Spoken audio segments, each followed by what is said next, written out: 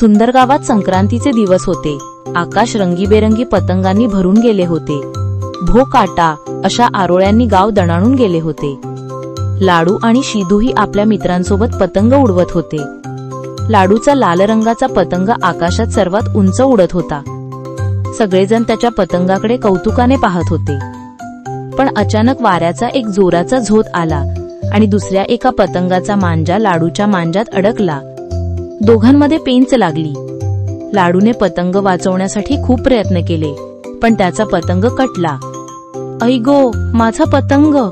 असे म्हणत लाडू पतंगाच्या मागे धावू लागला। तो तुटलेला पतंग वाऱ्यावर तरंगत तरंगत गावाच्या वेशीवर असलेल्या एका मोठ्या उंच पिंपळाच्या झाडाच्या फांदीत जाऊन अडकला। झाड खूप उंच आणि गर्द पानांनी भरलेले होते। लाडू आणि शिदू झाडाखाली पोहोचले। लाडूचा चेहरा अगदी उतरलेला होता। तो त्याचा सगळ्यात आवडता पतंग होता। "आता कसं करायचं?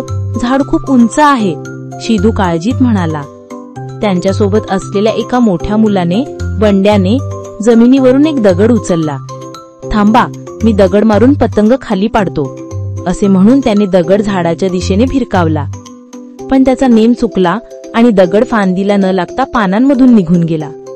त्याने आणखी 2-3 दगड मारले, पण प्रत्येक वेळी त्याचा नेम चुकत होता।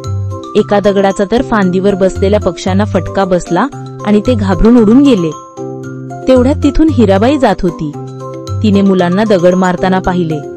"अरे थांब बंड्या, दगड का मारतोयस?" तिने विचारले।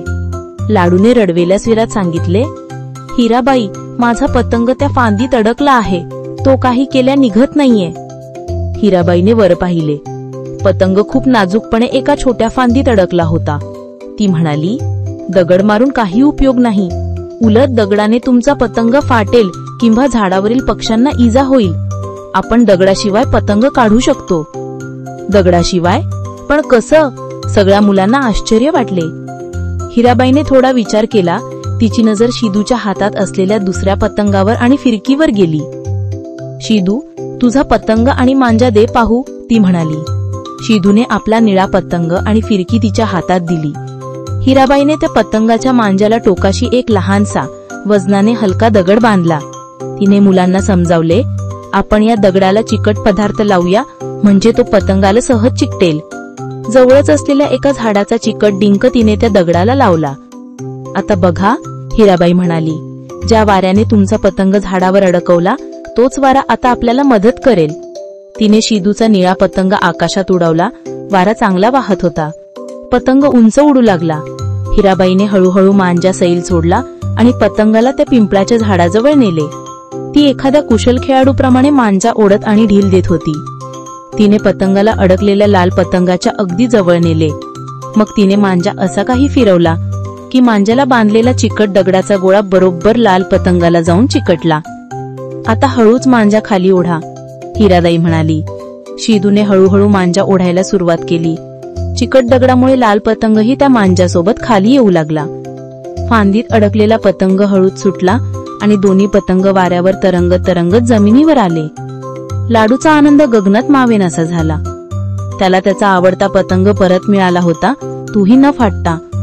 सगळ्या मुलांनी आनंदाने टाळ्या वाजवल्या। "वाह हिराबाई, काय युक्ती आहे तुमची," बंड्या म्हणाला। "मला तर हे सुचलंच नाही." हिराबाई हसून म्हणाली, "कोणतीही समस्या सोडवताना फक्त ताकदीचा नाही तर बुद्धीचा वापर करायला हवा। निसर्गातील गोष्टी जसा की वारा आपले शत्रू नाहीत तर मित्र आहेत, त्यांचा योग्य वापर कसा करायचा हे शिकायला हवं." त्या दिवशी मुलांना एक नवीन गोष्ट शिकायला मिळाली होती। प्रत्येक समस्येवर तोडगा असतो, फक्त त्यासाठी योग्य विचार आणि योग्य मार्ग निवडणे महत्वाचे असते। त्यानंतर लाडू आणि शिदू पुन्हा उत्साहाने पतंग उडवायला गेले, पण आता त्यांच्या मनात हिराबाईने दिलेली शिकवण पक्की बसली होती।